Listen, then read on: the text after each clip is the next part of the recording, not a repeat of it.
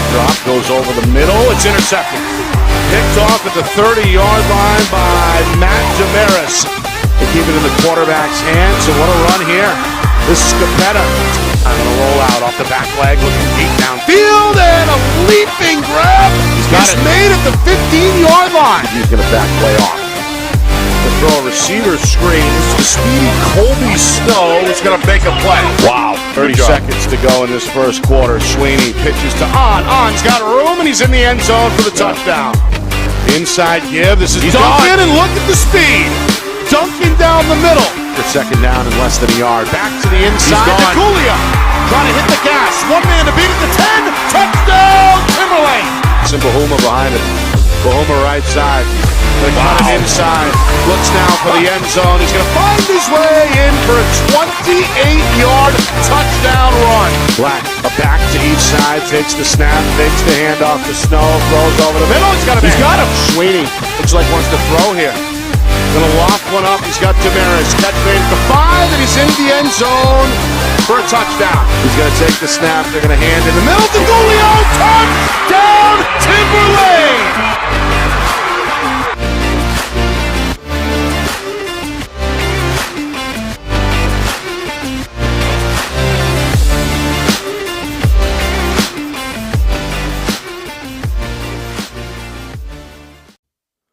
Well, there it is. The playoff doubleheader weekend preview. It all comes your way tomorrow night. The playoffs are here, and we're here tonight to talk about it. It's FNL Gridiron. It's presented by Beals Insurance. Nick Anastas here with you from the Beals Insurance Studios. My partner, Steve Beals, will be here momentarily. And I'm going to need him because we've got 6 interviews to dig through over the next 90 or so minutes, beginning in about 10 minutes or so with Joe Marcelena, the founder of NH-highschoolsports.com. He's here to break down all the brackets. We'll focus on Division I. And again, we've got 2 broadcasts coming your way this weekend. As we know, extra round of playoffs this year in 2022. The preliminary round will feature 5 games in Division I. Those 5 winners will meet the 3 conference winners in the quarterfinal rounds a week from this weekend. All right, on the show, Jim Corkum, Kevin Fitzgerald, in that order, bang, bang, 6:30, 6:45. Coach Corkum first of Concord, Coach Fitzgerald of Timberlane. Again after that, 6:30 and 6:45. That's a preview of Concord at Timberlane. That is our first playoff broadcast, which comes your way tomorrow night at 7 o'clock. Our pregame gets going at 6:45. Hour number 2 tonight, we begin to preview our second playoff game, which comes your way Saturday afternoon at 2 o'clock. That's Bedford at Windham, Bulldogs and Jaguars. Both head coach Jack Byrne and assistant head coach Lauren Gaudette are going to join us at 7 o'clock here on FNL Gridiron. Then we give way to Coach Zach Matthews of Bedford at 7:15, and then a bonus guest tonight at 7:30, Kip Jackson of Merrimack. The Tomahawks, the only Division I playoff team that we did not cover this season. So, in fairness, we wanted to hear from Coach Jackson, especially after the Tomahawks pulled off what was considered by many an upset to close out the regular season, a 24-21 win over Bedford. Merrimack, very quietly, finishes up at 6-2 officially, 6-3 counting that out-of-state loss against a team from Maine. But all in all, another very successful season for Coach Jackson. Tomahawks are in action at home tomorrow night against Portsmouth. So again, the rundown tonight. Joe Marcelena at 6:15, the founder of New Hampshire High School Sports. Jim Corkum of Concord at 6:30. 6:45 is Kevin Fitzgerald of Timberlane. 7 o'clock, both Coach Byrne and Coach Gaudette of Windham. 7:15, Bedford head coach Zach Matthews. 7:30, Merrimack head man Kip Jackson.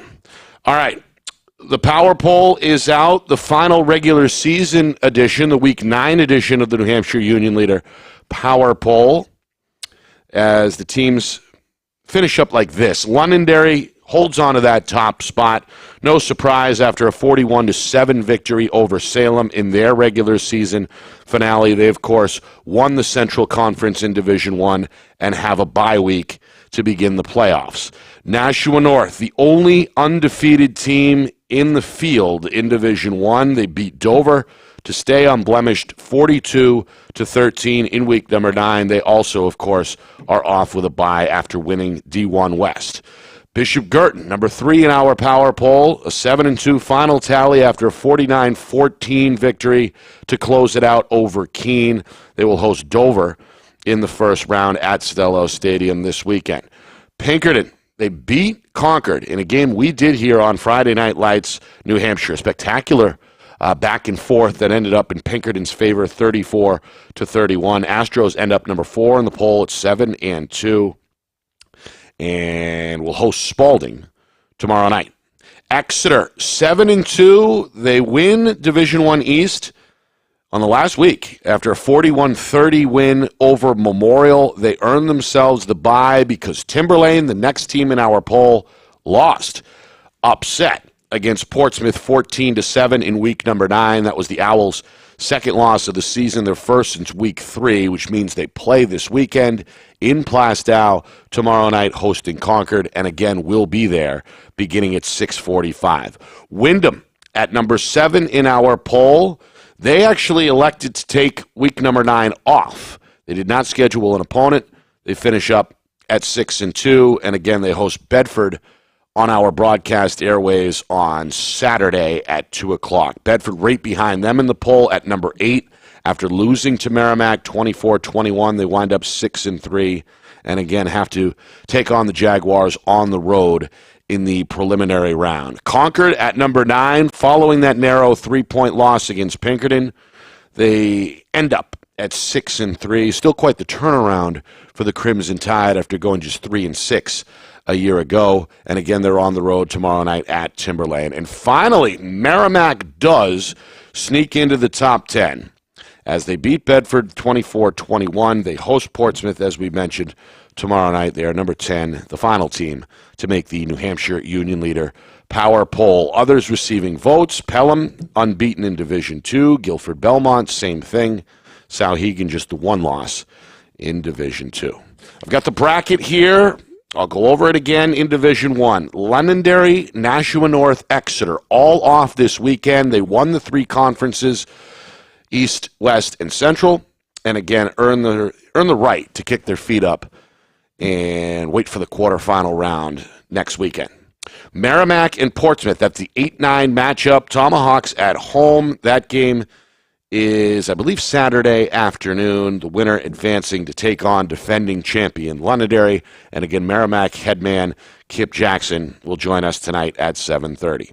Pinkerton, the 4 seed. Spalding, the 13. Red Raiders, after a 4-0 start, hit kind of a wall mid-season. They lose against Winnicott at 14-13, but again sneak in as the final team in this 13-team field on the road at Derry against Pinkerton in that 4-13 matchup. BG will play at home. They're number 5. They will host Dover. Green Wave earned the 12 seed. Winner of that game faces the winner of Pinkerton and Spalding. Then again, Saturday will be in Windham. Jaguars, the 7th seed in the field. Bedford, the 10. They meet Saturday at 2 o'clock. The winner will take on Nashua North in the quarterfinals. And finally, Exeter awaits the winner of Friday night's battle between number 6 Timberlane and number 11 Concord, which again comes your way right here on Friday Night Lights, New Hampshire, tomorrow night at 6:45. So that's a look at the tournament bracket. Of course, you can find that up on the NHIAA's website, NHIAA.org. Check out the Power Poll at NewHampshireUnionLeader.com. And, of course, check out everything else, including the latest editions of The Season, an inside look at Bishop Girton football. You can find all of that on Joe Marcelena's website, nh-highschoolsports.com. Again, that's nh-highschoolsports.com. Joe's got the inside angle, and he joins us next here on FNL Gridiron. You're watching things live here from Bedford. It's all presented by Beals Insurance. Our broadcast today, as it always is brought to you by Beals Insurance Agency, with locations now in both Bedford and Londonderry. Whether you need home, auto, or business insurance, Beals Insurance will get you both the price and quality coverage that's right for you. Just call 603-471-9999 or visit BealsInsurance.com to request a free quote and start saving money today. Again, that's BealsInsurance.com. Hey, I'm Chad, the owner of New Hampshire iPhone Repair. We're New Hampshire's most trusted and affordable repair shop for your iPhone, iPad, iPod, and even Android needs. Don't worry, we're affordable, reliable, and we back our parts with a lifetime warranty. And do you know what the best part is? No, what? We can repair your phone while you wait. I know, that's why I'm here. Oh, I know, Mrs. Green. Here's your iPad, good as new. Bring your phone into New Hampshire iPhone Repair today.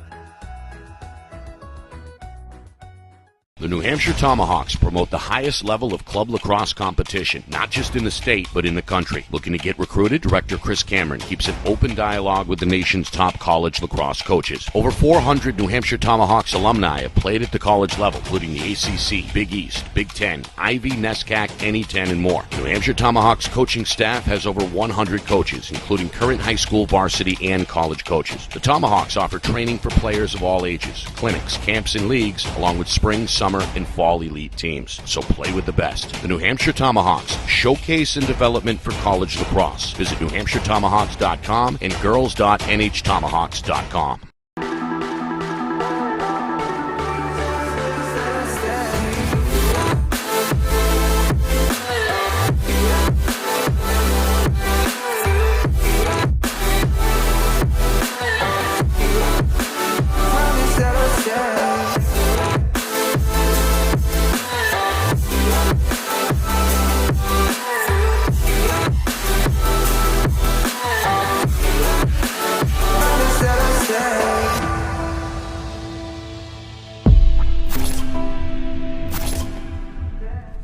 How can you reach your team's fundraising goals at no risk and no cost? MG Sports offers a variety of products to make your team's fundraiser a success. Their products include tickets and discount cards to hundreds of local businesses. MG Sports now has a digital platform where athletes can raise funds in the comfort and safety of their own home. Don't waste another season.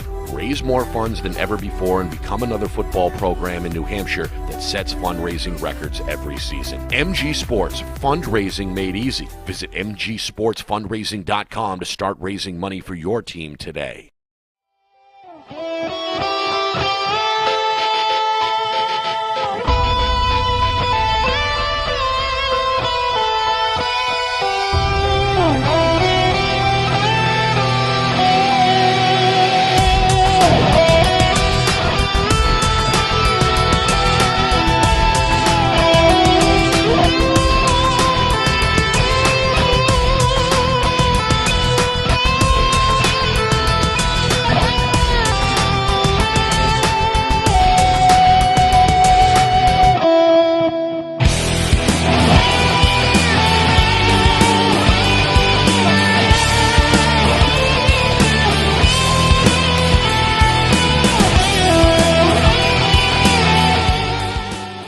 Back here at the Beals Insurance Studios in Bedford. Nick Anastas with you. Steve Beals will join me in just a moment.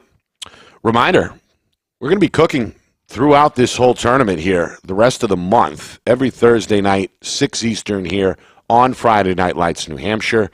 FNL Gridiron, exclusive interviews, previews with players, coaches, and media members. And again, if you miss it, don't worry. It's all archived up on our YouTube channel under the videos section. Again, Friday Night Lights in New Hampshire on YouTube at FNLNH Media. Our broadcast this weekend, Concord at Timberlane. Preliminary round, that's tomorrow night. 6:45 is our coverage. 7 o'clock is the kick between the Crimson Tide and the Owls. Well, Saturday, second part of our playoff doubleheader, is Bedford at Windham, and that comes your way at 2 o'clock. And again, we preview both of those games with all four head coaches here tonight coming up. We've got Kip Jackson at the tail end of the show of Merrimack as well.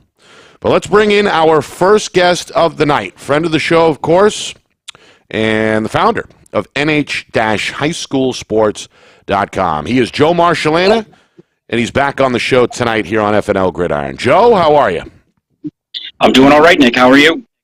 We're good. We appreciate you coming. Steve should be here any minute, but it'll just be you and I here for the next few minutes. What's the game that's got your attention in Division I? We've got some juicy matchups here in the preliminary round. What's the game you've got your eye on in particular? The one that I was really excited to see, and I unfortunately won't be able to make it. I'm glad to see you're going to be there on Saturday, so I can, when I get home Saturday, I can watch that Bedford Windham matchup. I think that's going to be one of the better games Saturday afternoon. Of course, I'll be watching Bishop Girton take on Dover. That's at the same time, so I've yet to figure out how to get myself in two places at once. So. I'll be, I know the feeling. I'll be following along to see what you guys have and then letting you know what's going on here. And then I also think Friday night I'm going to be at Merrimack for their game against Portsmouth Oyster River. I think that's going to be. I'm intrigued by that one too. And I mean, honestly, all of them are interesting because you got 5 games where I think all 5 are between teams that didn't play each other in the regular season. And you know, with the previous playoff format. That didn't happen, you know. So now we've got all these games that, I mean, I could tell you who I think might win, but I have no idea. Yeah, I think the format this season with the expanded field, the extra round, more teams qualifying. At first, I think it was met with a lot of skepticism, frankly, across the board. But yeah.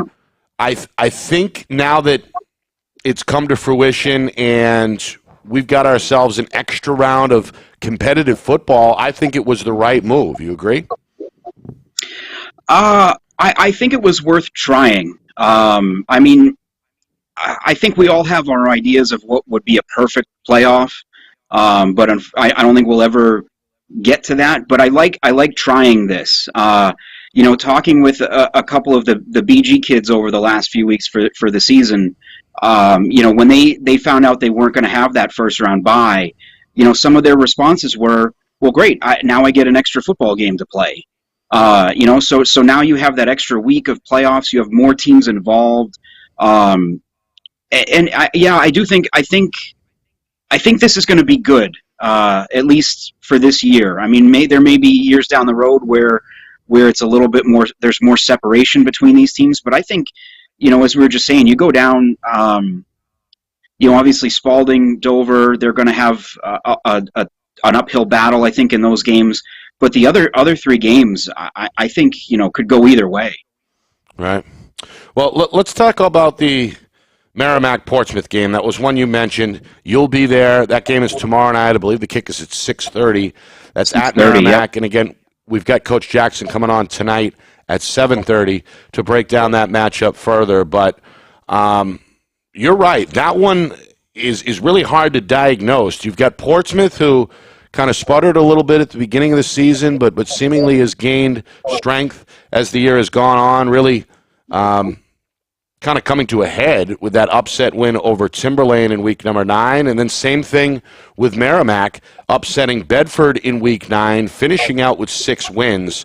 That 8-9 matchup, which is usually good, certainly looks like it's got the potential to be a nail-biter here in this tournament. Yeah, certainly a week ago, 2 teams that didn't look like they were, you know, that either one of them would be hosting a playoff game or one of these, not higher seeds, but in that top 10. You know, I think those were the 2 games you look at last week as the biggest upsets too. I you know, was able to get over to that Merrimack win over Bedford. Romello Hyde was just a monster in that game. I had him 50 touches, 47 of those carries out of 71 total plays. Yeah, it was unbelievable. The entire second half, they just kept feeding him the ball, and you know, their offensive line got great push. It did to Bedford what I don't think I've seen anybody do to Bedford this year. Speaking of Bedford, Saturday we will see them here at Friday Night Lights, New Hampshire, on the road against Windham. Jaguars took a different approach. As you know, Joe, they decided not to schedule a 9th game. They took week number 9 off, seemingly to get fresh and get rested. Bedford, meanwhile, coming off a loss. Now they got to go on the road in a tough place to play against Windham. What do you make of that one, Bulldogs, Jaguars? Yeah, this is another. It's just really interesting. I guess it depends on which version of Bedford shows up. Unfortunately, I've been at all 3 games that they've lost this year, and in those games, the formula's been the same. They've had turnovers, they've had penalties, they've had some bad luck. You think back to that game in the first game of the year against North. There was that fumble return. Was it a fumble? Was it a pass? Who knows? That was up in the air. They had a couple instances against Merrimack last week, one in particular where it looked like a Merrimack player fumbled a fair catch, but the whistle blew before the play was over, so Bedford ends up missing out on getting a ball there. So, or is it the Bedford team that has been dominating on defense at times, and has been pretty good on offense? They threw the ball really well against Merrimack, but it was when they had their backs against the wall. Can they come out and do that, earlier in the game and kind of establish that? I think, it's going to be in their favor that the weather's supposed to be really nice on Saturday. Sometimes these, pass-heavy teams have a harder time, obviously, once we get into November, but this weekend is going to be more like a early September weekend. And I'm really intrigued by a program like Bedford going to play at Windham. Like, it just... I still, I guess, have some of that mindset of Windham still being that, smaller school, venue. And Bedford, I just think of being such a bigger program. But I think that's going to, I would be interested to see how that looks, them on that field and how they match up. Because I think Windham's pretty good defensively too. Yeah. Yeah, again, Windham, really one of the feel-good stories of the year, just 1-8 Absolutely. Last year. And, of course, they've turned it around now 6-2. Want to pick your brain on BG as well. Obviously, nobody has had a better inside seat, so to speak, to the Cardinal season than you, producing the multi-episode The Season, which, again, can be found on nh-highschoolsports.com. It's kind of a Hard Knocks behind-the-scenes look at the BG Cardinals week by week. They end the regular season on a real high note, 49-19 over Keene. They kind of put that loss to Nashua North behind them, and seemingly at 7-2 are ready to rock as the number 5 seed. What do you expect against Dover Saturday afternoon in that 5-12 matchup? I think this is an interesting one. I mean, I know 2 weeks ago you had that game where Dover goes to Timberlane and takes them to overtime, and at that time, the way after BG loses to North, it kind of looks like they're lining up to maybe play each other in this round. And there was already, I think, some talk behind the scenes. How do they match up? Dover's a very pass-heavy team. BG at times has struggled in some pass coverage. So it's really, are they going to be able to get pressure on Dover, I think, on defense? And if they are, then that's going to really cause some problems. If they're not able to, that could go the other way. But I think, the other thing you add in too is BG's ability to control the ball. They dominated possession against North, especially in that second half. If they're able to do that against Dover, then I think it's going to be a long day for the Green Wave. But I think Dover probably has to come in and play a near-perfect game if they're pulling off any kind of upset. Is there a chance, Joe, that the Cardinals are a little healthier? I know that they've been dealing with injuries week to week throughout the season. I know you're not a part of the medical staff, but any news on the injury front with Bishop Girton? Well, we saw Charlie Bellavance come back last week and play just on defense. I think that's probably the plan again. They've had a couple other guys step up at running back. Ethan Labby in particular has filled in and done a nice job there. So they may, now that they've created a little bit of depth there, they may kind of spell them a little bit more. Outside of that, I've noticed, they might be getting a couple of linemen back. I know some of them have been dinged up. but I mean, I don't think there were any guys that they had that were specifically out for the year kind of injuries. But more or less, I think a lot of guys have been week to week and game time decisions. And I guess the rest of them will have to wait and see Saturday. The final matchup I'll ask you about, Joe, is Pinkerton Spalding. That appears like perhaps the biggest lopsided matchup in the preliminary round. Pinkerton the 4, Spalding the last team to get in as the 13. Astros looked very good in their win over Concord back on Friday night. Spalding, a 1-point loss against Winnicott. Would this be the biggest upset of the tournament should the Red Raiders beat the Astros? Oh, I would think so, 100%. You know, and what I think is interesting too is I meant to look this up. I don't remember, when was the last time that Pinkerton hosted a playoff game? You know, I feel like a lot of times recently they've been going on the road to, to Salem, to Londonderry.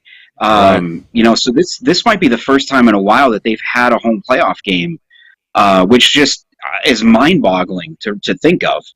But I mean, you know, this has been a crazy year, so I'm not going to say anything's impossible. But I would be very surprised to see a Spalding upset there. Yeah, it's going to be rocking and rolling. We know that. They'll turn out, and it should be a good atmosphere in Derry tomorrow night. So, again, Joe, you'll be at Merrimack, Portsmouth on Friday, and then Dover and BG on Saturday, correct? Yes. Yep, that is correct. What else should our viewers pay attention to on your website, nh-highschoolsports.com? Actually got a new episode of the season uploading as we speak. So once they're done watching you guys, they can hop over and check out this week's episode. Yeah, I think that's at the moment. You know, we'll have a little bit more football stuff this week. Of course, you know, anyone that follows the site knows I do a lot of field hockey in the fall too. That wrapped up on Sunday, so I'm kind of wrapping up some stuff with that this week, and a few other things will be down the road. But hopefully have some time to do a few more football things once we get into next week. Sounds good. Joe, appreciate the time tonight. We'll chat down the road. Steve just showed up. He says hello. Good to see you, Joe. Hey, Steve. We're out of time, unfortunately, but thanks again, Joe, for coming on. Too many red lights. Thanks for having me. Appreciate it. That's Joe Marcelena, again, founder of nh-highschoolsports.com. We've got Jim Corkum of Concord waiting on the other side. He's going to help us preview the prelim matchup between the Crimson Tide and the Timberlane Owls. Coach Corkum, next. You're watching FNL Gridiron. It's presented by Beals Insurance. Our broadcast today, as it always is brought to you by Beals Insurance Agency, with locations now in both Bedford and Londonderry. Whether you need home, auto, or business insurance, Beals Insurance will get you both the price and quality coverage that's right for you. Just call 603-471-9999 or visit BealsInsurance.com to request a free quote and start saving money today. Again, that's BealsInsurance.com. Hey, I'm Chad, the owner of New Hampshire iPhone Repair. We're New Hampshire's most trusted and affordable repair shop for your iPhone, iPad, iPod, and even Android needs. Don't worry, we're affordable, reliable, and we back our parts with a lifetime warranty. And you know what the best part is? No, what? We can repair your phone while you wait. I know, that's why I'm here. Oh, I know, Mrs. Green. Here's your iPad, good as new. Bring your phone into New Hampshire iPhone Repair today. The New Hampshire Tomahawks promote the highest level of club lacrosse competition, not just in the state, but in the country. Looking to get recruited? Director Chris Cameron keeps an open dialogue with the nation's top college lacrosse coaches. Over 400 New Hampshire Tomahawks alumni have played at the college level, including the ACC, Big East, Big Ten, Ivy, NESCAC, NE10, and more. New Hampshire Tomahawks coaching staff has over 100 coaches, including current high school, varsity, and college coaches. The Tomahawks offer training for players of all ages, clinics, camps, and leagues, along with spring, summer, and fall elite teams. So play with the best. The New Hampshire Tomahawks, showcase and development for college lacrosse. Visit NewHampshireTomahawks.com and girls.nhtomahawks.com.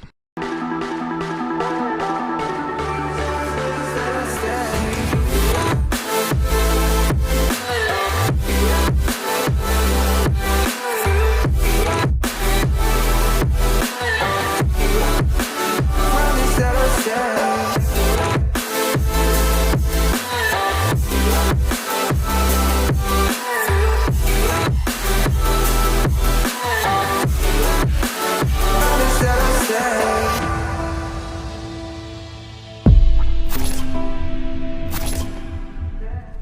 How can you reach your team's fundraising goals at no risk and no cost? MG Sports offers a variety of products to make your team's fundraiser a success. Their products include tickets and discount cards to hundreds of local businesses. MG Sports now has a digital platform where athletes can raise funds in the comfort and safety of their own home. Don't waste another season. Raise more funds than ever before and become another football program in New Hampshire that sets fundraising records every season. MG Sports, fundraising made easy. Visit mgsportsfundraising.com to start raising money for your team today.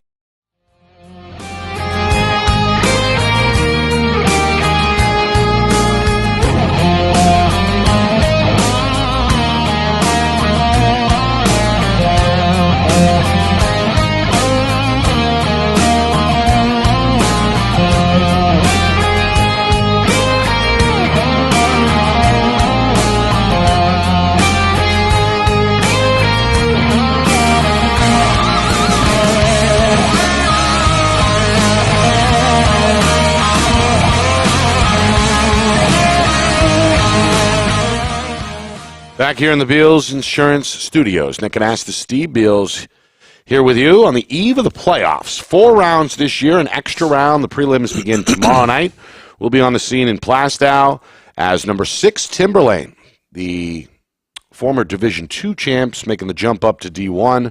Doing just fine. Trying to survive and advance against a very, very good Concord team. Crimson 6-3. They've lost 2 in a row, but we know that game could go either way.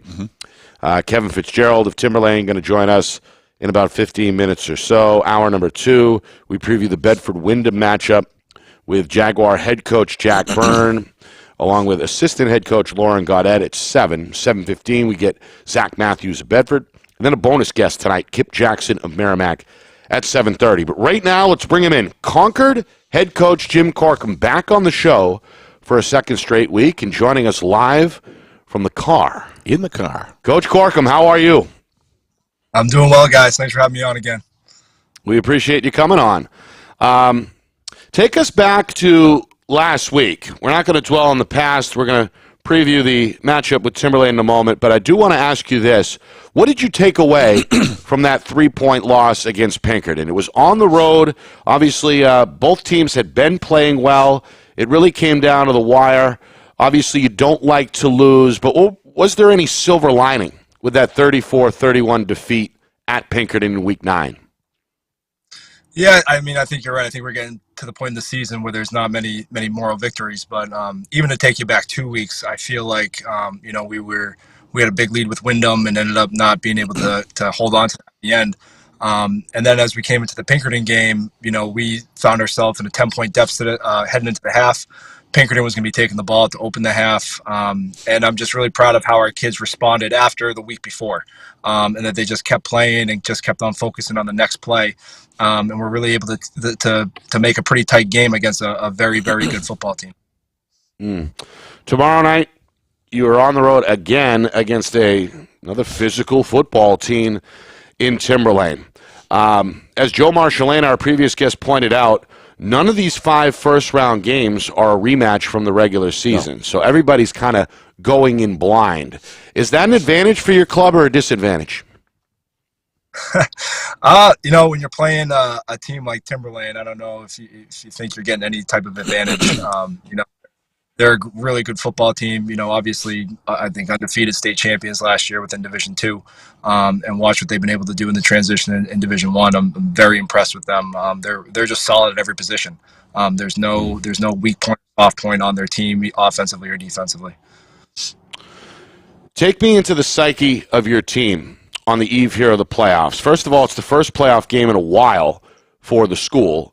And secondly, you're coming in, unfortunately, on the heels of a 2-game skid. Are the kids, are they deterred at all? Are they excited? What is the pulse, I guess, of your team on the eve of the playoffs? They're very excited. You can see that our kids are very excited. But you're absolutely right. This is new to us in terms of our players. They've never been in a playoff football game, and even it was a big message at practice this week that you want to keep approaching games and doing the things that got you there. But this is a little different. This is your season lives and dies on the game Friday night. But I can say that they're absolutely excited. I think they. Very happy with how the season has gone, but make no mistake, they absolutely want to try to continue it. Coach, congratulations first of all of making the dance here. You can tell that things are cranking in Concord. One thing I will notice, just to go back in that game that we did last week, not only was it a great game to call, a lot of fun, between two excellent football teams. Regardless of what happened in that game, it's only a 3-point deficit. You were away on their home cooking, or home turf, I should say. But Bahoma held to under 100. Under 100 yards. Boy, that is a feat. One thing, I went back, I looked at the film again after calling the game with Nick, and the amount of resources that were allocated to Bahoma were incredible, and he still bowled his way through. But what I wanted to really call attention to is in both Windham and this game, your guys played, 48 minutes. There was no letting up. This is not a football team that lets up at all. What was your thoughts there, coming off of two tight losses? Do you think that this could actually, in your practice week, do you see this as a potential positive as far as guys realizing how hard it is to win when you play strong teams, and how did they respond this week in practice? Yeah, I think you're dead on with that, and I think we actually, fortunately, we're playing some really tough teams to close out our regular season, and then to take that into the playoffs to get ourselves, a little battle tested. Obviously, we would have loved to come out on top in both of the games, but I think it is it's been a great positive reinforcement for a lot of the kids, seeing that they can play and they can compete with some of the best teams in our division. So I don't think there hasn't been discouragement over the two losses. I think every time after each of these losses we get into the film room, we make those corrections, we take those into practice, but very much our message is, hey, we're on to the next game, and we just have to get better and we have to improve. And they've done a really nice job responding to that. There's no dwelling on things that happen. We use those as teaching and learning experiences, and we move on to get ourselves prepared to play the next really good football team.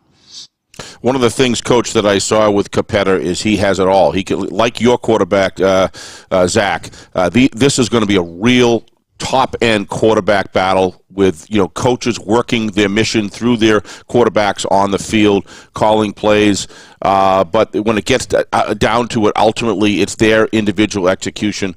First of all, how do you think Zach matches up going into this game? I'm sure it's a positive response, and then again, on the other side of it, when you look at a guy like Capetta, how do you match up your defense to stop all the threats that he provides? Yeah, I think Zach's had a good couple weeks. I thought he played well last week. He was one of the kids, one of our leaders who was really rallying the kids. Made some big time throws when we really needed them last week. And so I think he's feeling confident. He's had a great week of practice. So we have a lot of faith in him, and I think his teammates do too, and confident that he's going to make those throws and make the plays he needs to hopefully keep extending drives. With the Capetta is a very, very good quarterback. And as you were saying, he can do it all. He's got a great arm. He can push the ball down the field, so there's always a deep home run threat. He can scramble and he can go make plays with his legs and get first downs. Then even when he's in the pocket, if he's getting a rush, he's able to dance around rushers, extend the play, and then find his receivers. So, much like many of their positions, I don't see many weak points with him. And I think he also really has to narrows in on what you're able to do as a defense, because if one slip up, one blown assignment, he's going to see that, he's going to take advantage, and he's going to make you pay for it. So a lot of it is just making sure we're tight on our assignments, and knowing what our jobs are, knowing the jobs we have to do, and doing them fast and efficiently. Last point, Coach. This playoff system. Nick was talking to Joe Marcelena about it earlier. I don't know if you heard this whole 13-team system. How have you looked, now that you're looking back as far as the regular season is concerned, do you like this new system? How do you view it moving forward? Yeah, well, we're in, so I love it. But it's interesting. I kind of like the change up. Yep. Just looking at how the seeding shook out. Honestly, after Friday night, I had heard a couple of different projections of who we might be playing, we got back to the school after the Pinkerton game and sat down in the office and looked at everything and thought, okay, we're gonna be playing Exeter this week. I even had a film request from them that night. I got on the phone with Coach Ball the next morning, and he says, "No, I think I have you going to Timberlane," and I hadn't even heard Timberlane as a possibility. So I kind of like that. Final week going into that Saturday, no one quite knows who they're going to play, and then it's you hit the ground running Saturday with your staff and trying to make those preparations and get yourself ready for the week for a team we're not very familiar with. Well, Coach, I'll before I hand it back to Nick, I'll just say that I watched that game very closely last week. Really enjoyed it. And I will tell you, your team, it isn't just the offensive linemen that block. All of your receivers were blocking downfield. You were getting excellent blocking, to give Zach some time when he did throw. Fundamentals are being taught in Concord. Give you and your staff a lot of credit. Obviously, these kids are buying in. We're looking for a real barn burner tomorrow night. We can't wait to see there. Give us a wave when you're on the field. Thanks so much for giving us all great entertainment this year and your players. Concord football is looking real good right now. So best of luck to you. Appreciate it. Thank you. You bet. Yeah, Coach, we look forward to seeing you tomorrow night. Appreciate the time for a second straight week, carving out some time with us tonight. And good luck tomorrow no matter what happens. Yep. We appreciate everything you've done for us this year. Thank you. I appreciate you guys. I'm sure you hear it all the time, but you guys do great work. Parents are always telling me they love going back and watching the games. The kids love going back and watching the games. So thank you guys for everything that you've been doing. Good. Thank you. Love doing it. Thank you, Coach. And again, Coach Jim Corkum of Concord. And one final point before we head to break, Steve, about the new format, the extended field, etc. Frankly, at the beginning of the season, I was questionable, kind of leaning. I like the traditional 8 teams, make the playoffs mean something, earn your ticket, etc. But I feel like there's enough depth in this field to warrant the 13 teams, because you take a look at the prelim round with the 5 games. Yeah. Maybe 1 or 2 might be lopsided, blowouts or what have you, but not really. You could make a case, I think, for all 10 of these teams who have to play this weekend in the first round. There's no question, and there's been some the gaps between the one that you would pick as number 1. To me, I really believe that the 3 teams that are getting the bye throughout the season, you can see why they're sitting there right now. I will say that the parity that we're seeing this year, I think Joe Marcelena hit it right on the nose. This year, it's working out extremely well, and we take it by a year-by-year basis. But what I've seen so far, I see no reason not to do it next year. The second reason is coming out of COVID and the pandemic and all of that, there's been a resurgence with a lot of numbers on a lot of teams that are building up. And when you see Windham taking on, like Joe said, larger schools and competing extremely well, Concord back in the mix again. Memorial, even though given teams fits, good quality teams some fits for 3 quarters, they're almost there. And look at the numbers they have. Timberlane making the jump up. How about Coach Hebert with Spalding? Right. Really exciting. Spalding for the 2/3 of the year that struggled a little bit. Had some injuries and such, but clearly everybody knows that Spalding just had a terrific year. So Portsmouth coming on strong. Who's playing the best? I mean, Pinkerton. I think Jim is 100% right. Pinkerton may be playing some of the best football in Division I right now. Merrimack quietly 6 Merrimack. wins as well. I was gonna, yeah. How about Kip? And I was going to say, Nick, one thing real quick. One of the things that I just wanted to throw out there, yes, we didn't cover Merrimack, but they had some issues in the press box. We did want to go to Merrimack for those Merrimack viewers out there. It just couldn't happen. They tried. We just couldn't get there. But you had a great idea of bringing Kip on for some recognition for a guy who's coached his tail off. And really, we've watched him the last 3 years, covered quite a few games, and seen that progression. You can say, look across Division I. For me, I've never seen so many teams that could pull this one out. Yeah. It's very exciting, and if for those people who love football like we do, it's exciting to see the excitement on the kids in the field and know that so many teams are still in it and they got a playoff game. So, all right, I like it. How about this idea, Steve? Since we're behind, we're going to go ahead and skip this break. Yeah. And if he's ready, we're going to bring in the C captain right now. That's, of course, Kevin Fitzgerald, head coach at Timberlane. The Owls got an unexpected loss to close out the year, 14-7 against Timberlane, but still 7-2 and still with a home field advantage this weekend against Concord. Coach Fitzgerald, welcome back. We appreciate you coming on again. How are you tonight? Hi, guys. Thanks for having me. Appreciate you getting me back. Thanks for coming on. Thanks for coming on.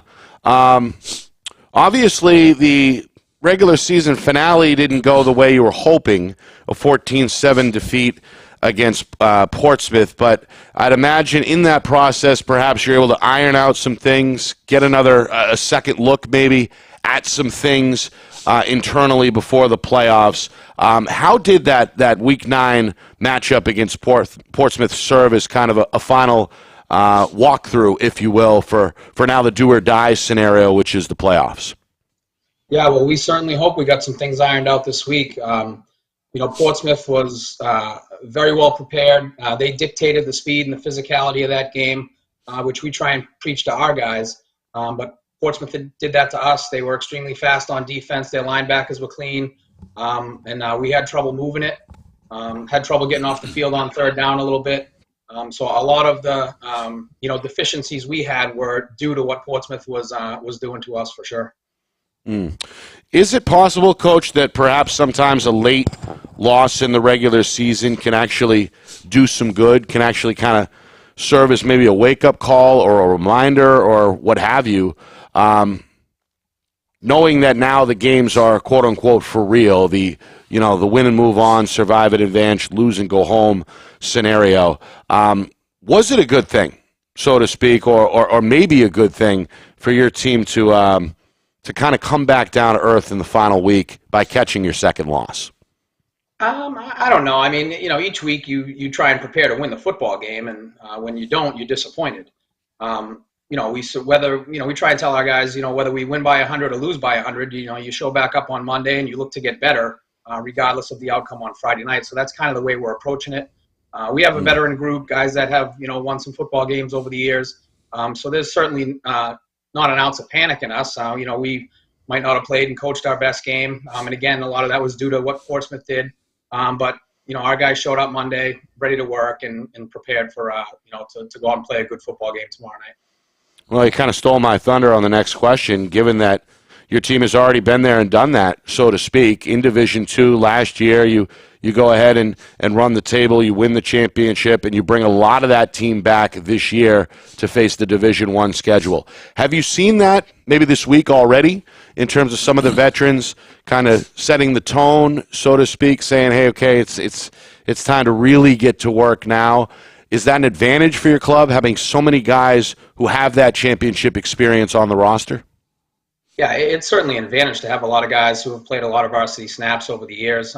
But again, when you approach each week as it's the biggest game of the season, when you get to this point in the year, not a lot changes, and the focus and the preparation and the film study and the work and practice. We've been very focused this week, but that's what we expect each week. So from that standpoint, it wasn't much different. It's the next game on the schedule, and it's certainly the biggest game. But again, when you try and make that your focus each week of the season, it's no different when you get here. Coach, great to see you again. I hope you don't mind that name I coined you, but with a name like Fitzgerald and the way you coach in the field, I had to call you the ship captain. So just bear with it for a while. It'll probably wear off over time. Who knows? But anyway. So let's talk about I look at Concord and see kind of a three-headed monster there from an offensive side, with Zach Darwood, with Austin, and with Bahoma. In high school football, if you got a quarterback, a running back, and a tight end on grass, that's a lot of assets to bring forward, especially if you can get a line that blocks fire. When you guys looked on your defensive front this week, obviously not letting out any secrets or anything like that, but just in general, looking at that offense that they run, what do you see there, and what are the big areas that you have to respect with those guys, and how do you handle that? Yeah, I mean, first they're an explosive offense at times. Bahuma's very good running out of the eye. They hit big. He's a home run hitter for sure. They block for him up front. The tight end is a big physical problem for people. And then the slot back.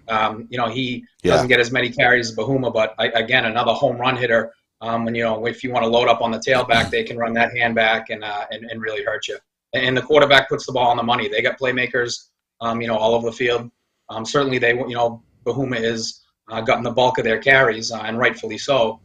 He's a load to bring down, so we're going to have to tackle very well. We're going to have to get a bunch of hats to the ball. So they create a bunch of problems for you, for our defense for sure. One of the things watching Capetta this year that I've seen him on film, and then obviously the games that we were at, he is truly, in the true sense of the word, a triple threat. I mean, he can pass. He can roll out. He can run with the best. He's very hard to contain inside. And then the third element of him is the decisions he makes at the right time. He throws the ball out of bounds when it's not there. He makes smart decisions. Just give us a quick rundown of your relationship with him. I see you guys come off the sidelines. It looks like you guys have a fantastic relationship on the field, and he seems to be buying in when he runs. But you could just see body language there. Things go. Let's talk about him and your experience in having a player like that on your team. Yeah, first and foremost, Dom's a competitor. He wants the ball in his hand in big plays. He wants to make plays for us, and he can make plays for us. He throws the ball extremely well. He's a big, strong-armed kid. He understands what we're trying to do offensively, scheme-wise. He runs the read game very well. He's tough to tackle again with his size. But again, he's just a competitor. He wants to make plays. So he's been, our relationship is pretty good from a coach-player standpoint. He communicates well with me, lets me know what he likes, what he doesn't like.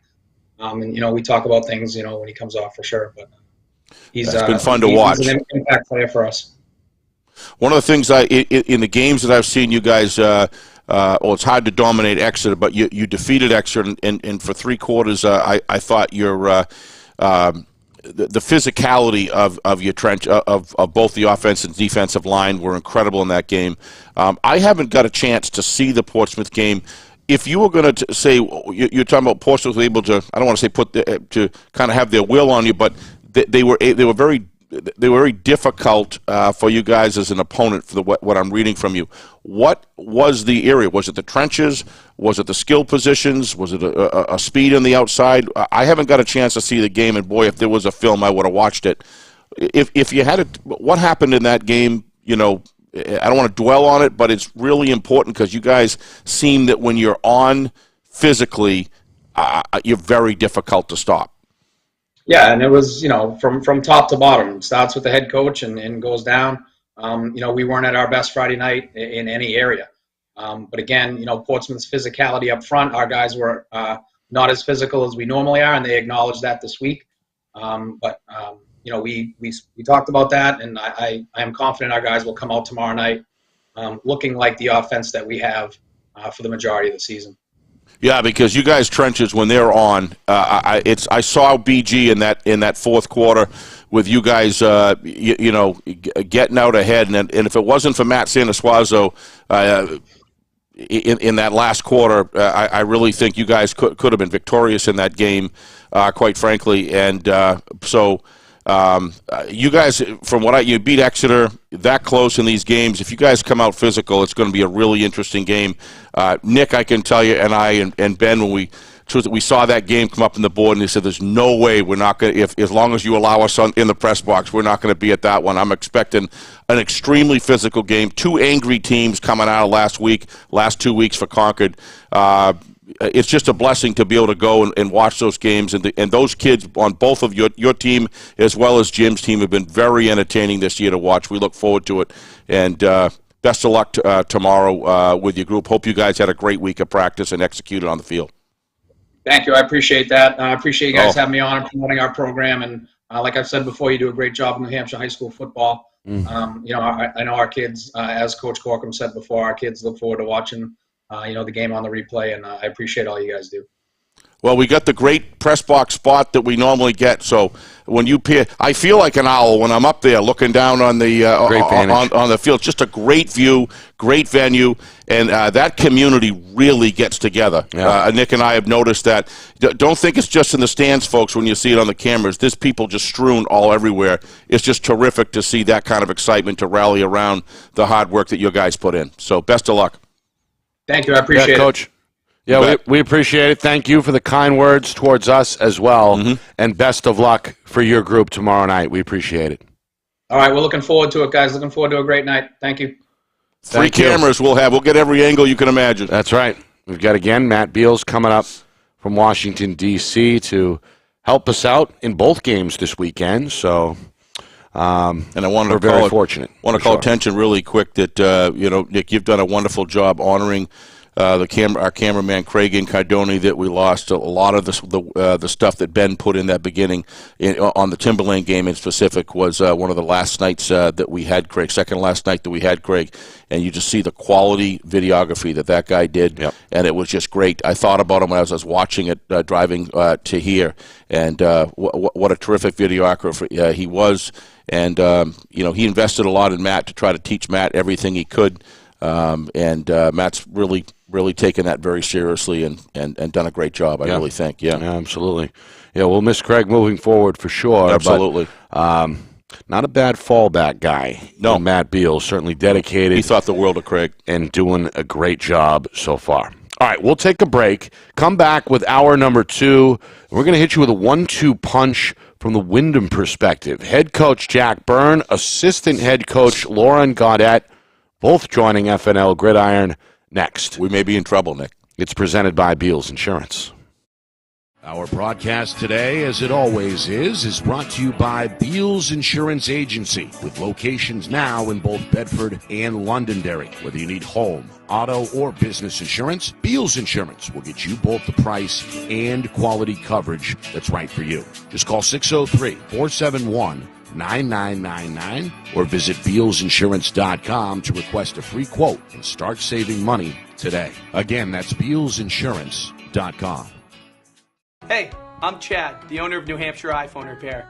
We're New Hampshire's most trusted and affordable repair shop for your iPhone, iPad, iPod, and even Android needs. Don't worry, we're affordable, reliable, and we back our parts with a lifetime warranty. And you know what the best part is? No, what? We can repair your phone while you wait. I know, that's why I'm here. Oh, I know, Mrs. Green. Here's your iPad, good as new. Bring your phone into New Hampshire iPhone Repair today.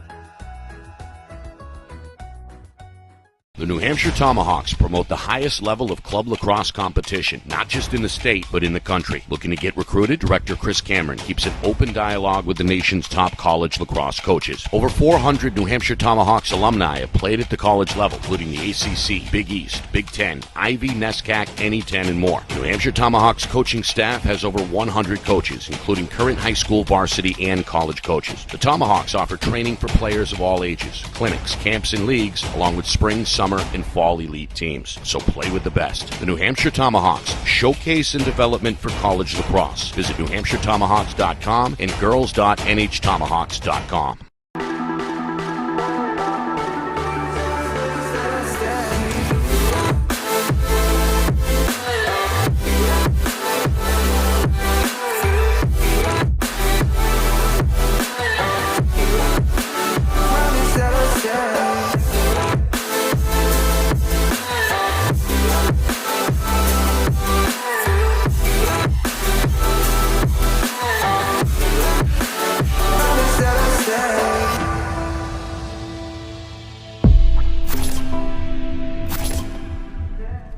How can you reach your team's fundraising goals at no risk and no cost? MG Sports offers a variety of products to make your team's fundraiser a success. Their products include tickets and discount cards to hundreds of local businesses. MG Sports now has a digital platform where athletes can raise funds in the comfort and safety of their own home. Don't waste another season.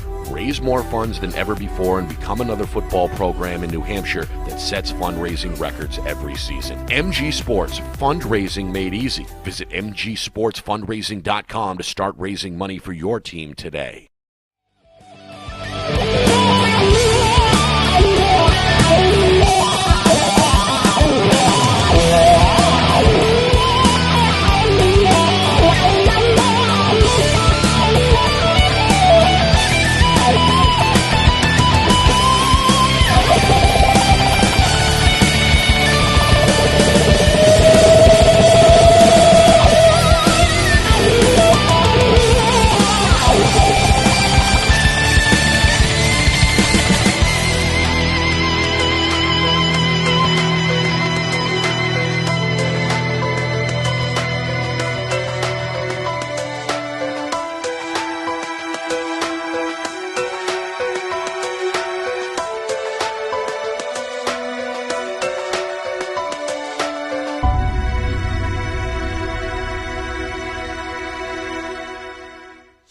Hour number 2 of FNL Gridiron. It's presented by Beals Insurance. We're live every Thursday at 6 Eastern throughout the rest of November. The playoffs are here. I know this is one of your favorite times of the year.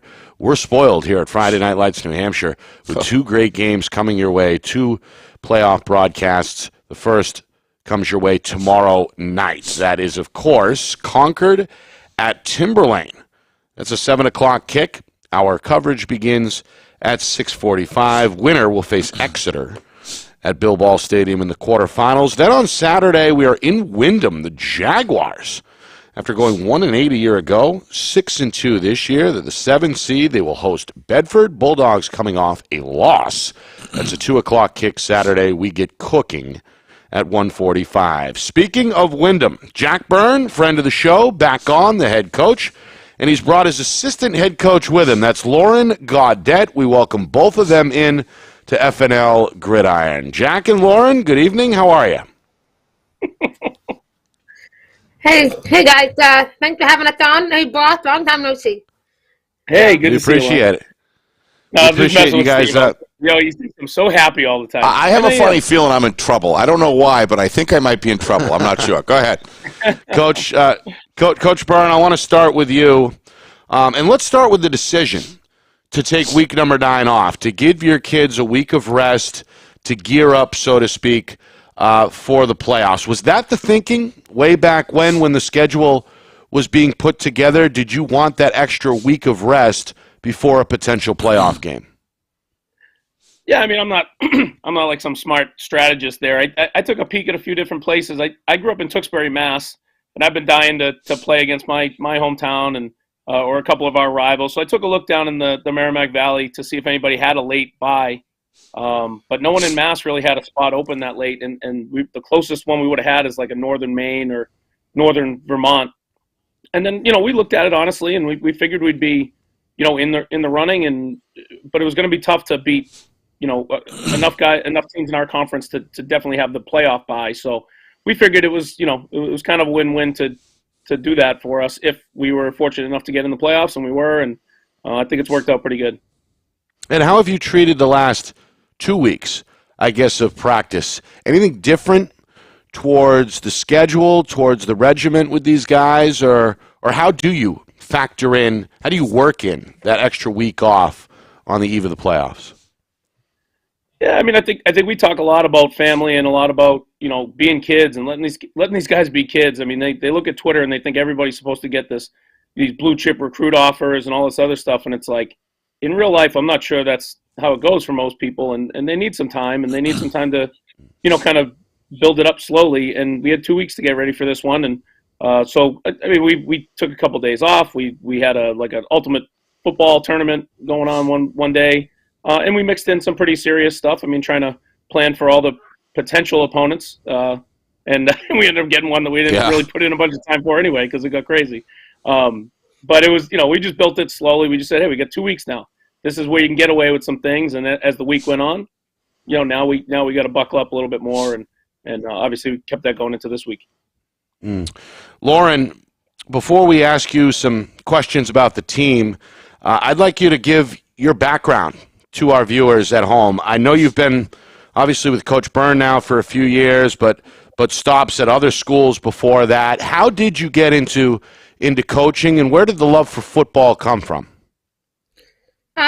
Yeah, I'll tell you a little bit of my background. This is my second year here at Windham, and I also coach track here now. And but I was at Londonderry for about 4 or 5 years before that with Coach Lozon and that amazing staff over there. I had a great time over there. And then, but before that, I started at Natural South. I was a student at Natural South. I was a student manager 2004, 2005, 2006 season.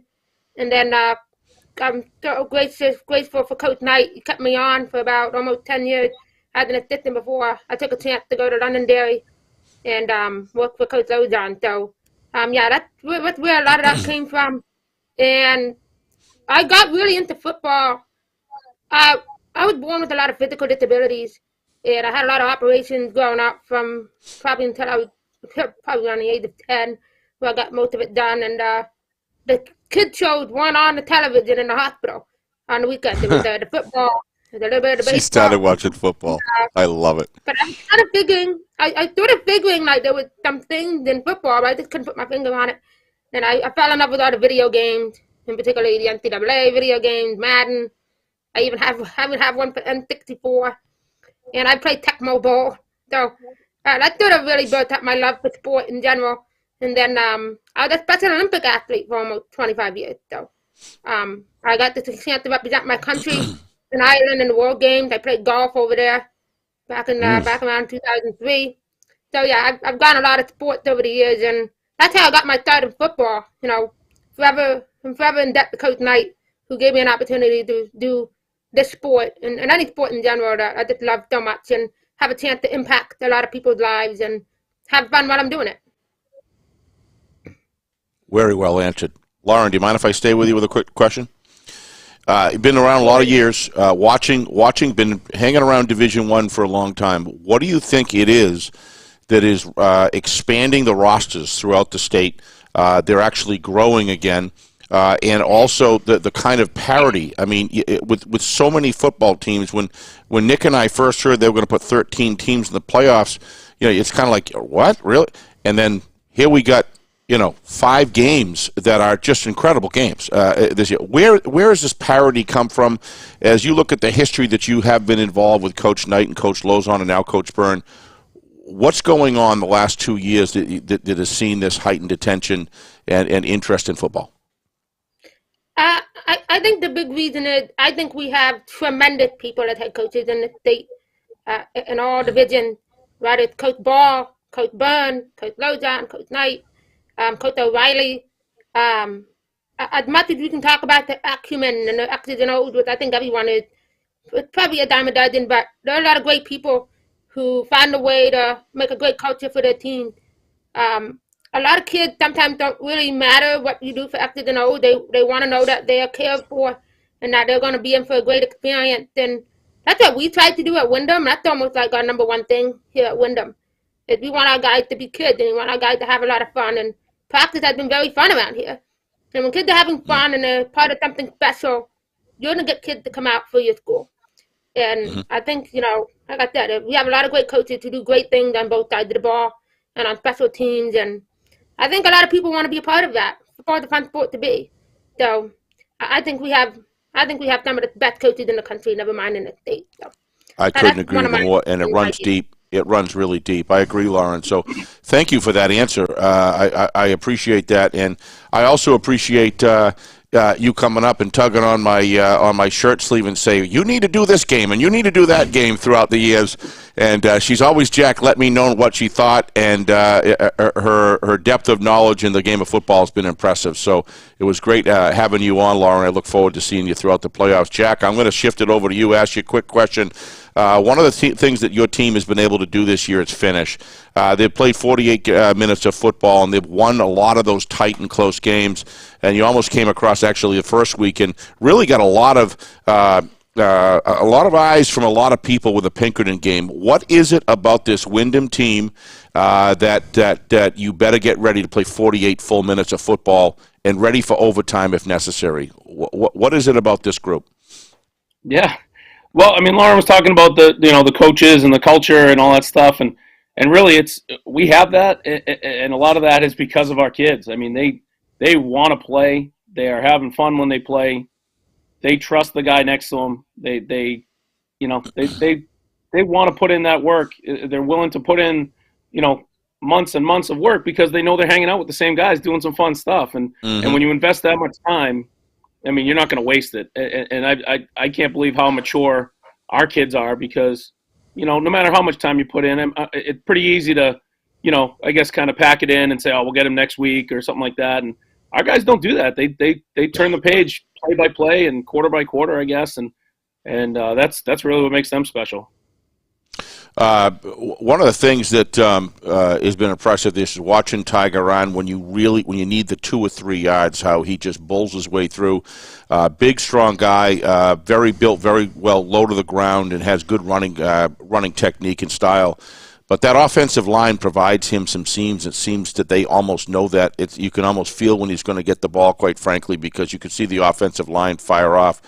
But the cadence calling by your quarterback this year, he's one of those guys that's done a terrific job, and it looks to me like your offensive line is in the bellies of the defensive line very quickly. What can you say about this young man throughout the year and the stability and the consistency that he's shown game to game? Yeah. On the offensive side of the ball, I mean, Tiger. I mean, another reason I think that we've done really well over the years is, we've known Tiger since probably he was 6 or 7 years old, coming to our youth camp and, really not really learning our systems, but just being around the guys and being around it. And it means something to him. Every time he gets the ball, every yard means something to him. So he knows the big difference between getting 4 yards and only getting 2 and really, putting the team on his back when we need him. And the offensive line has improved so much throughout the year. It's been so great. I think I mentioned it last time we were on. Just some guys that, really were probably slated to be role players who said that that's not good enough for them, and they put in a lot of time and allowed us to get a little bit more, more one-way guys on the offensive line only, and really embracing that role. So they are definitely, I guess, cashing in all the hard work they did. And then for Josh, like you were saying, I'm the vice president of his fan club. If you're the president, he's the real deal. He is such a smart kid. Consistent. He can change things on the fly before the play, during the play. And the good thing is, we'll miss him obviously, but the young kids are just feeding off of him. They see how important it is to know the game, to keep your cool when it's tough, to make big decisions, and and just be tough no matter what position you play. So he's making an impact that's going to last for a long time. One of the things down in Windham when Nick and I go there is your new press box is just fabulous. It's one of the finest views that you get, not only on the football field, but in between quarters. I find myself straying off at the horizon, and you really want to see the New Hampshire landscape. You ever seen those things on the WGBH there where it's flyover different places of New Hampshire and Maine and New England? That's a good benchmark to look from.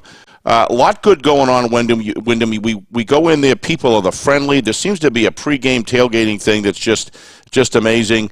And how important has that been to you with the coaching staff and to have that kind of support? I know it's kind of a loaded question, but Windham's a very special place when you go in there as far as the Saturday afternoon games. Yeah, I mean, I think that goes all the way back to like 2009 when the school opened. We were lucky enough to have the school open. With all these other teams that have the advantages of a 60 or 70 year tradition, we got to start all those traditions in 2009, 2010. And I think it was just really important for a small town to have, to really take pride in the high school and to take pride in the kids that are going to be sent off into the real world and really celebrate those kids. And, it's been done in such a way that, we've been fortunate to get a lot of wins, but it's just fun to coach there. It's really nice when, parents care a lot. They expect a lot out of their kids.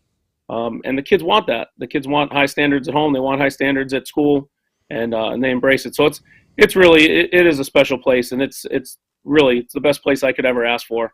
And to be able to be here since the bricks were being built at the beginning is pretty cool, and it's fun seeing where we are now.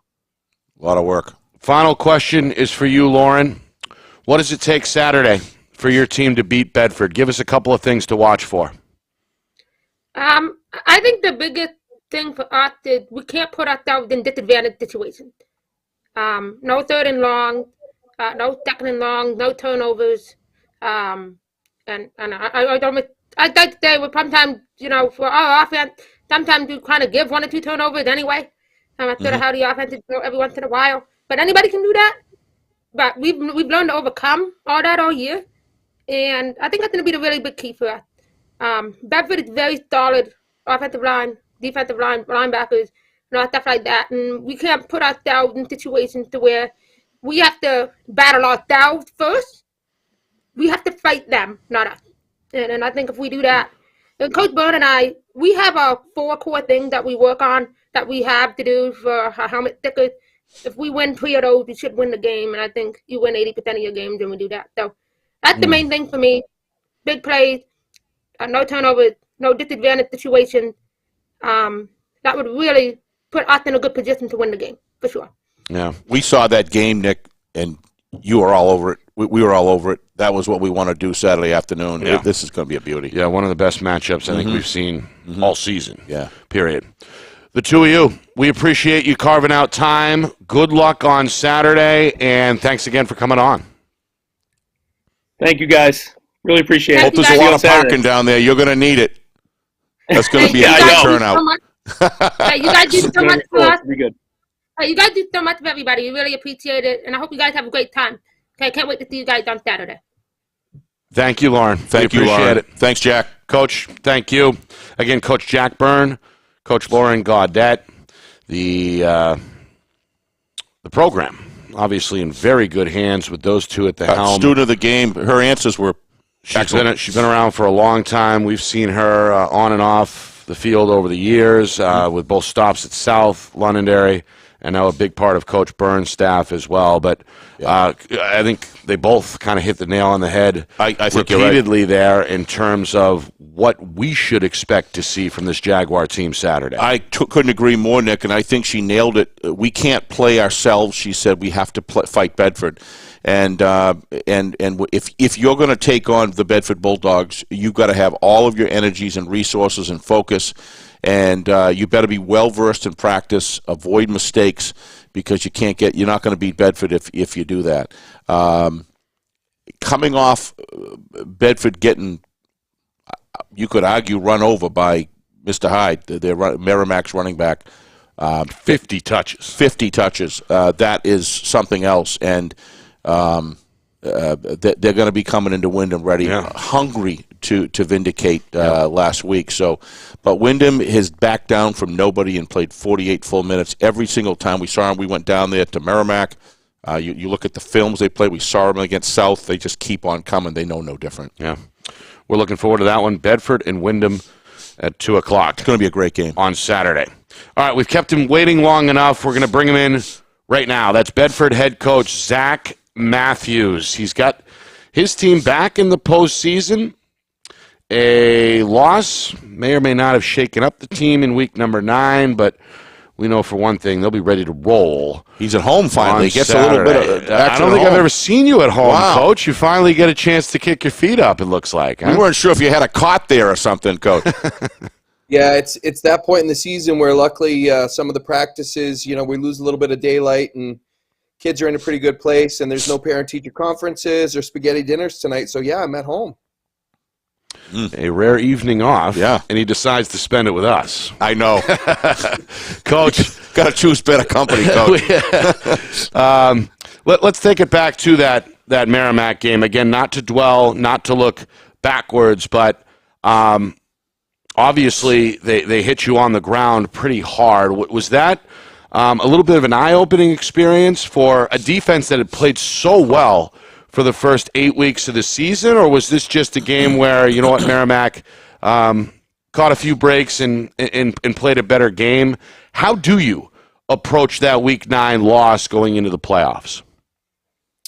Yeah, I mean, I think it was a really good reality check for our kids. I think sometimes you get so accustomed to your day-to-day routine and you're playing well on one side of the ball, and sometimes I think you can maybe get a little too far ahead of yourselves. And I think that when we look at that game last week, there's no doubt they took it to us at the line of scrimmage. And you can't sugarcoat it or slice it any other way. We spent a lot of time looking at that film, and at the line of scrimmage, they took it to us. And when you have a running back kind of taking it right to you, right down the gut, there's a reality check you have to do on defense. And certainly I think looking at the opponent we have coming up in front of us with Windham, they've got another big, powerful back. And so we've definitely had to put some work in the trenches and adjust some things, because when you look at what we did last week, it clearly was not good enough to get the job done. You satisfied with how they responded this week on the practice field? Yeah, I mean, I think it's been a good week of practice. I think, this is a special thing about football is you get one game a week. And if it's a great game, you have a really good week. And if it's not a great game, you have to have that sour taste in your mouth for a whole week, and you have to kind of just accept it. And so our kids have had a sour taste in their mouth for the whole week.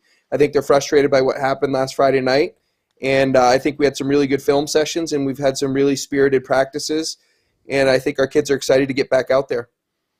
Is there anything you do differently on the eve of a playoff game in terms of preparation, or is this just another week in terms of how you get ready? Yeah, I mean, I think that situational emphasis for us is really important when you get into playoffs. So we spend a little bit more time on specific situations. You assume that some of these games are going to be a little bit tighter than maybe some of your regular season contests, and I think you emphasize situational awareness for your kids, third and long situations, red zone situations, being backed up, goal line situations. You want your kids comfortable with whatever comes their way. And so I think that's been definitely one of the things this week that we've been focused on. Coach, first of all, congratulations. You're in the playoffs. That's a great thing. You're going up against a matchup that I got to tell you, Nick and I are smiling, because when we heard that game, we want to be there. These are two excellent football teams, believe in the core fundamentals of football, as you were discussing in the trenches. But one of the things you struggle with at times a little bit was some turnovers. You can have turnovers at less inopportune times, or they're never good, but you've had some turnovers at some really difficult, unique times during the football game that cost the team. How do you work through that psychology as a head coach, Zach? You've been doing this for a long time. What do you do to try to remediate that? What are just a couple of things that during the week that you really focus on? I mean, ball control drills, sit down and talk about the psychology of protecting the football. What is it that you do to try to mitigate that as you approach a good Windham team? I mean, I think you bring up a good point there. We've played in some close football games this year with some really good teams. And when you look at our games against Thornton Academy and Exeter, and two games against really good football programs we have a lot of respect for, and those are games that we won. And then you look at Nashua North, and you look at Bishop Girton, and you look at Merrimack. And, it's pretty easy for your kids to see when you compare those two situations.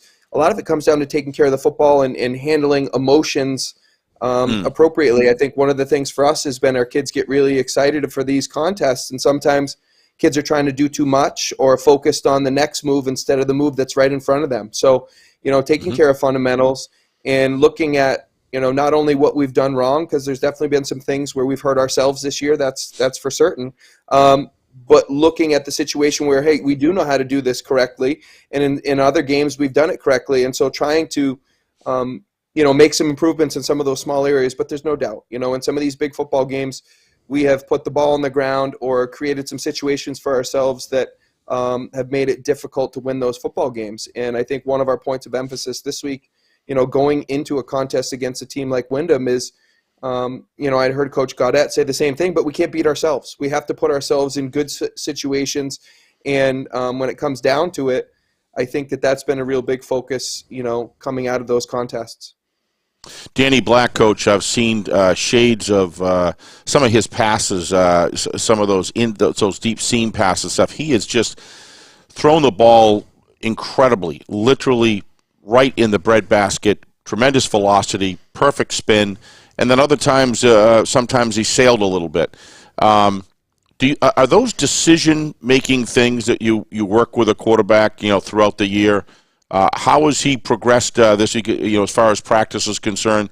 Because, boy, when he's on, he can be extremely good passer. And so just wondering kind of what your thoughts are on that, because I've seen tremendous high highs and sometimes some low lows, and sometimes it runs in a short bandwidth where all of a sudden he's terrific, and then all of a sudden 3 or 4 minutes something happens, as far as an interception or maybe making a pass that he shouldn't, and so on and so forth. Is that just because junior, never really played any varsity football before that, but I have seen progression.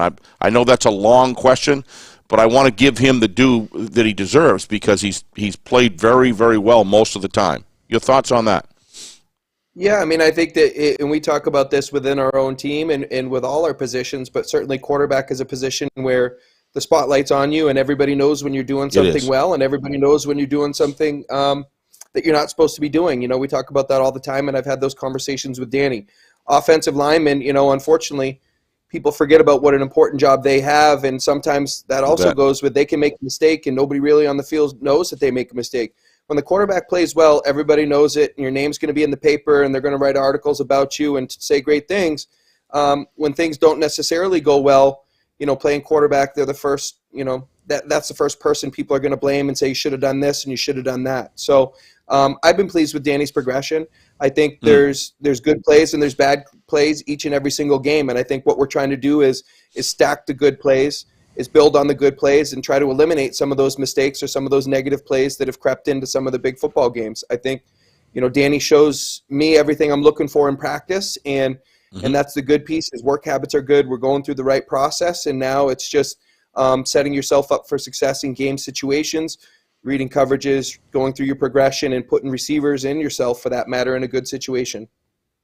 One of the things, last point I would make is last week when I reviewed the film, and I was nothing like the rewind button and then the forward button, I'll tell you.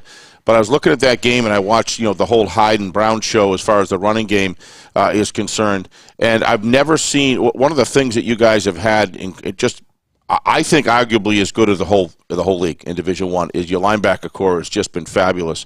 But that was the first time that I ever saw them get pushed back. One of the things I noticed in the films was they were doing a lot of severe angle blocking, a couple cross blocks that were being effective that allowed that Hyde to get past the line of scrimmage. And he seems when he lowered his shoulders, he is a load to bring down.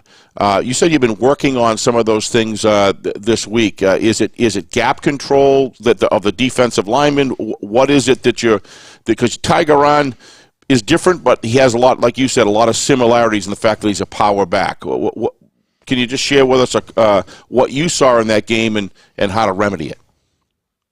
Yeah, I mean, I think that when you look at some of the things that happened on the defensive line and at the linebacker core, we just didn't play together. And what I mean by that is you had some people that were getting out of gaps and trying to do what is not schematically sound, I guess you could say. And so sometimes our defensive linemen were putting our linebackers in tough positions. Sometimes our linebackers were putting our defensive linemen in tough positions. And I think that's what I saw. The biggest thing I can say is that we've all got to be on the same page. Defense comes down to, at least for us, we're a single gap philosophy defensive team, and so everybody's responsible for a gap. Somebody's trying to do too much. Somebody's making an incorrect read. Somebody's not in the correct gap. You're going to get gashed, and we certainly got gashed last week. You know, Romello Hyde was certainly a motivated player last week. I can't say enough good things about that kid and what he did for their football team, touching the ball that many times in the physical manner that he did. You know, he did a great job. We're going to focus on the fact that we have shown the ability to stop the run game before in similar type situations, and all we can do is keep grinding forward. But I think that at certain times you need those reality checks. We certainly got one on the defensive line at the linebacker core, and it's certainly been a spirited practice this week, and I think we've really tried to address some of those issues, but the true test comes on Saturday afternoon. It's been a fun team to watch when they're on. The ceiling that you guys have is extremely high, and I think everybody else knows it. Yeah. If Bedford comes into play and they play their game, they're going to be extremely difficult to beat because when you can't run, when a team stops the run in high school football in November, that's the biggest factor right there. And you've got some great defensive backs. I could talk a lot longer about some great players, the defensive backs that you have, and Mr. Snow. What a player he's been this year. A fun guy to watch. So congratulations on a great year so far. Before I give it back to Nick, and best of luck on Saturday. I just can't wait to be up in that tower and watch the internal trench battles that are going to go on that game. It's going to be fabulous. Coach, thank you. Appreciate it. As usual, we appreciate you taking some time with us. Good luck Saturday. Good luck moving forward, and we'll talk again down the road. Well, let's hope we talk to you again down the road in the near future, right? Because that means we got the job done on Saturday. So let's hope that happens. two great football teams going at it. Yeah. You can't ask for more than that. Yeah. Exactly. Yeah. I can't say it enough, but a lot of respect for what Jack has done over there at Windham, and had the privilege of coaching against him. He and Lauren do a great job over there. They're great people too, and it's always fun when you can line up and play good, clean, hard football. And we're looking forward to the challenge. We'll see you guys there.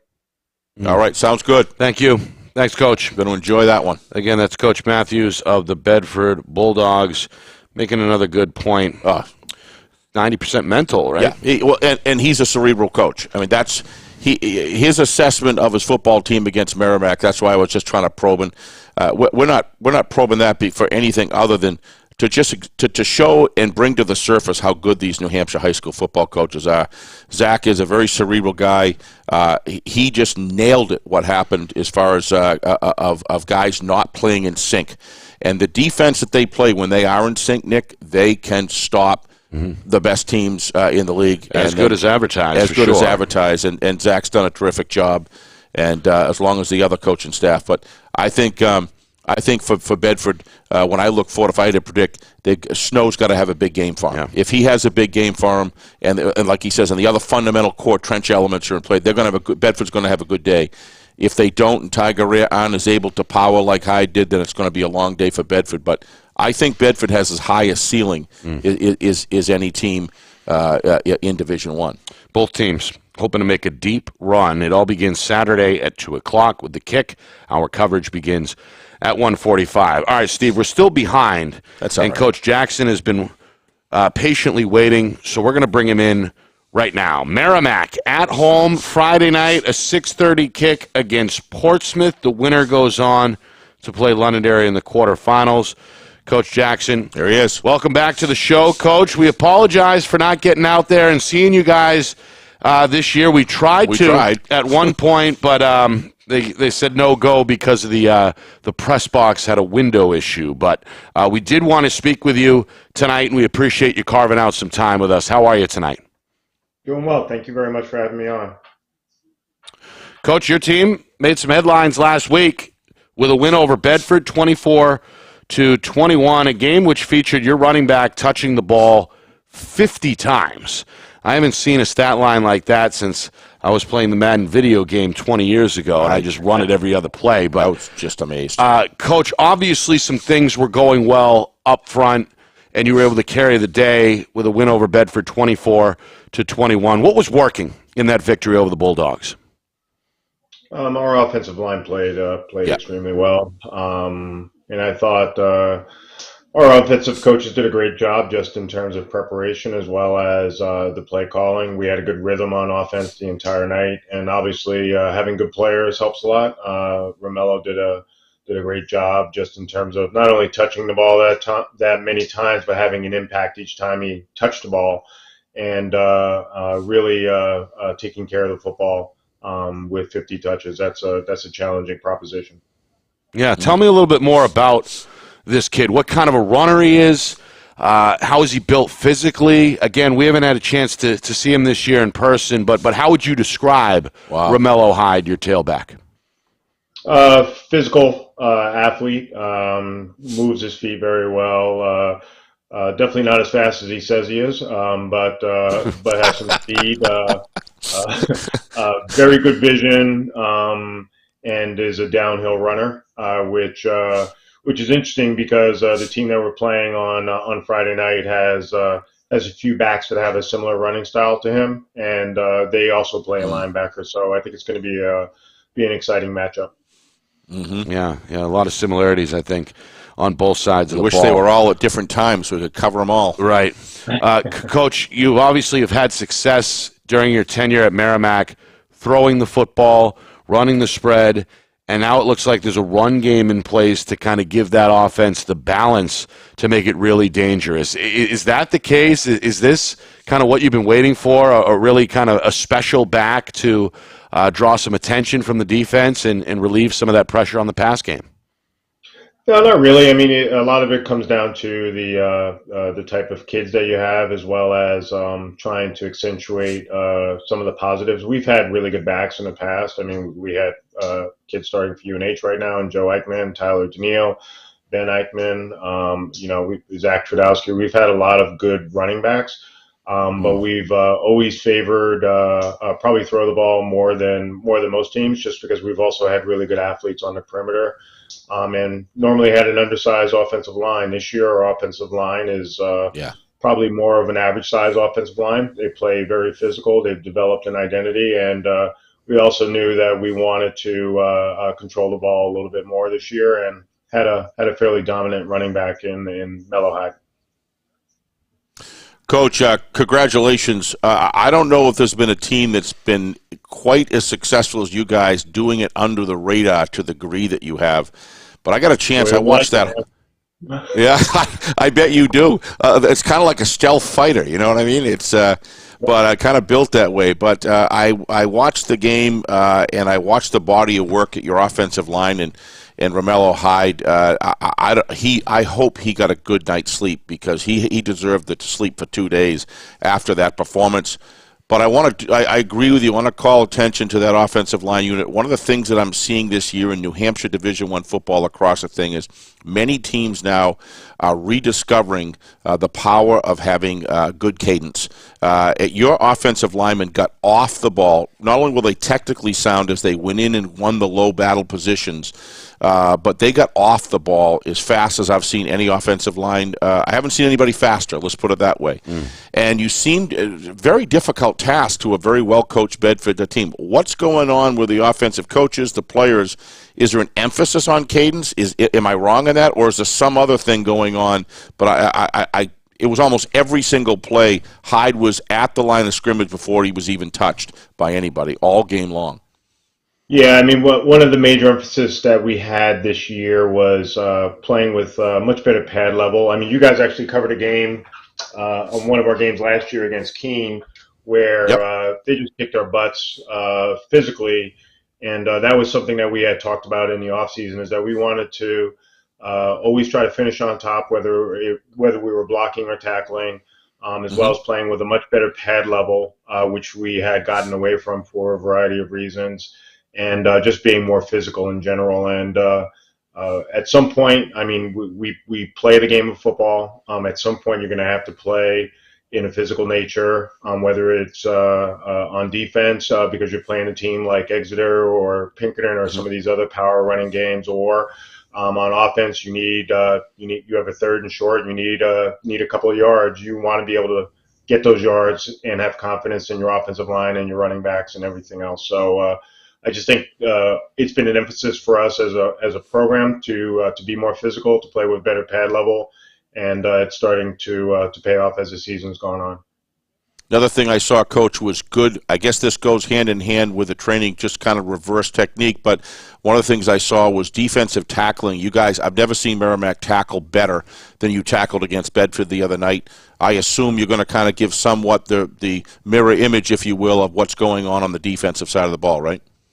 Yeah, it's the exact same thing, in all honesty. And we have some drills that we've been doing recently where we'll do it one day for offense and the other day we'll do it for defense, but it's literally the exact same drill. We just want them to, once again, play with just better pad level, chest up, chin up, and be able to run through ball carriers or be able to run through defenders. And I think we had gotten away from that, and we decided that it was something that we needed to get back to. And it's something the kids also wanted to get back to also. Right.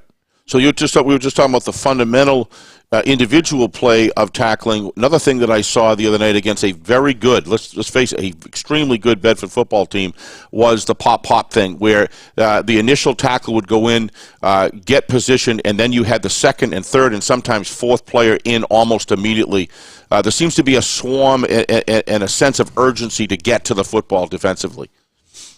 Yeah, that's since we've been at Merrimack, that's been a huge point of emphasis for us. I mean, the kids actually get graded based on their effort is one of the major categories that we use to grade our defensive players. And I think you can ask any kid in the program what would probably annoy the defensive coaches more than anything else, and that would be not running to the ball. So it's once again, it's good that some of those things are starting to show up in games. You talked about we were flying under the radar. In all honesty, we should have been whenever we played a quote unquote big game, we got our butts kicked, and I just think we're starting to improve and learn and get better. That didn't happen last week. That was a big game. That was a big game. Coach, I don't want to swell your head or anything like that. I don't know if that's even possible with a guy like you, but I will tell you, watching the progression over the last 3 or 4 years with your leadership in this football team, and that goes right on down the ladder of your assistant coaches and everything else, seeing Tomahawk football come back this strong. Now you're playing in some big games towards the end of the year, and you just won a big one last week. I want to offer my admiration and just excitement to see Merrimack playing hard, physical football like that. The run looks good on you guys. I'll leave it at that, Coach. But congratulations so far on a terrific year, and I know there's more work to be done. You got a tough team to play this year, and best of luck to you. But congratulations on not just this year. This is developing the culmination of something I've been watching for the last 3 years. So best of luck this week. You betcha. Appreciate it. Thank you. Yeah, Coach, we appreciate it. Great staff. Again, good luck against Portsmouth on Friday night, and thanks again for joining us tonight. We appreciate it. Did they fix that window, Coach, down in the press box? Because we'd love to come back and do a game in Merrimack.